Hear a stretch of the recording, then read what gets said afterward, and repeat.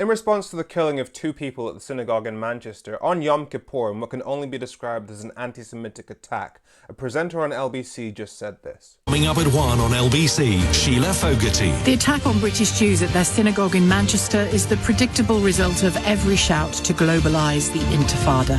Well done to the shouters, you got what you wanted, now what? So let me lay out the logic for you as simply as I possibly can.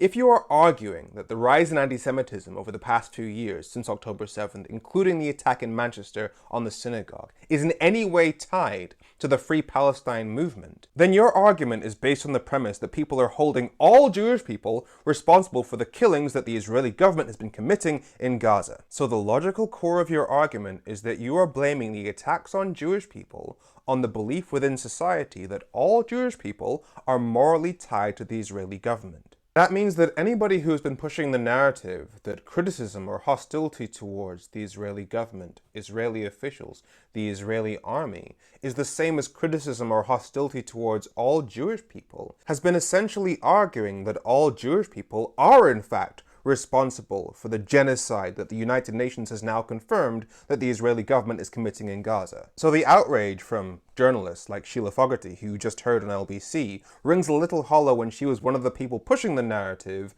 that the pro-Palestine marches and the people at them were anti-Semitic and a danger to Jewish people. Outrage from the Reform Party rings a little hollow when they were the ones pushing the narrative that the pro-Palestine marches were inherently anti-Semitic. Because all of this implies that one's feelings about Jewish people in general must be the same as one's feelings about genocide. It pushes the idea that you can't like one and hate the other. They have been painting a target on Jewish people's backs for the past 2 years. And most importantly, they are objectively wrong, because I have been on several marches alongside Jewish people who have been marching against the genocide that is being perpetrated by the Israeli government. And implying that all Jewish people must think the same as the Israeli government doesn't just paint a target on their backs, it is by definition anti-Semitic. Many Jewish people have already spoken up to say that anybody who calls it anti-Semitic to criticize the Israeli government is actually endangering Jewish people. Please don't let Netanyahu's propaganda